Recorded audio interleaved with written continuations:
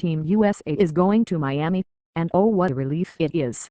With a spot in the second round of the World Baseball Classic on the line, the U.S. came from behind twice on Sunday to defeat Canada, 9-4, at Chase Field.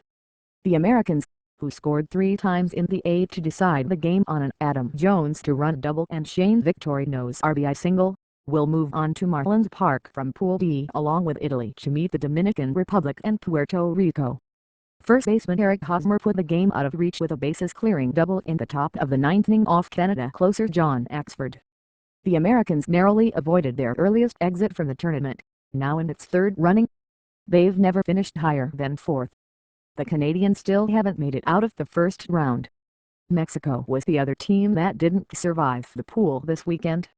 Well, it's not a relief, because we have been teasing ourselves, U.S. manager Joe Torre said. Last night in a 6-2 win over Italy, we had the one big inning. We had too many opportunities today with too many good people up at the plate. We really don't have a soft spot in that lineup. I guess we have to get behind to all of a sudden think about it. But they were very aggressive today and it really helped us. The tournament won't get any easier. The U.S. is the top seed out of this bracket heading to Miami and will play an 8 p.m. game on Tuesday against either the DR or Puerto Rico. Italy will play in the 1 p.m. game. The games will all be broadcast nationally by MLB Network and ESPN Deportes. As opposed to the round-robin format in the first round, the next round will be double elimination, meaning the teams to win 2 games each advance and the teams which lose twice are out. The defending 2-time Classic champion Japanese were the first team to qualify for the semifinals on either March 17 or 18 in San Francisco's AT&T Park. The final game is there on March 19.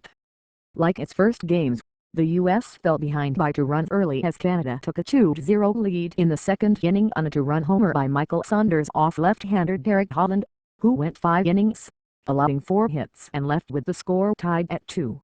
Saunders, the Mariners' right fielder, was named Most Valuable Player of the pool after going 8 for 11 with 7 RBIs in the 3 games. It's definitely an honor, Saunders said. However, it's kind of a sour taste in my mouth right now. Whenever you represent your country, it really doesn't matter how you do, as long as you win. And that was the main focus today. We played a tough game, and obviously the U.S. came out on top, but we're holding our heads high. We came to this tournament prepared and we felt like we played well. A few innings didn't go our way, but I think we played well and I think we showed the world that Canada is here to stay. The U.S., which lost its opener to Mexico in the pool and then came back to defeat Italy and Canada, had numerous chances to score on Sunday. The Americans squandered runners in scoring position in the 1st, 2nd and 7th innings, finally breaking through to take the lead against reliever Jimmy Henderson in the 8th. The U.S. was trailing 3-2 and had runners on 1st and 2nd moving as Henderson delivered to Jones, who lined the pitch into left center for the double that gave America the lead for good. Victorino, 0 for 3 in the game and 0 for 11 with the Red Sox this spring coming into the Classic, singled home Jones. With Jones at the plate, Torre had just sent Willie Bloomquist to second to run for Joe Mauer. It was Bloomquist who read the play and took off on the pitch with David Wright at first base trailing. Knowing Bloomquist and Wright, those are guys who are perennial base stealers, Jones said. I played with Bloomy in Seattle, and anytime he gets on base, he doesn't want to stay on that base too long. It was a good pitch for him to go on and it was a good pitch for me to hit.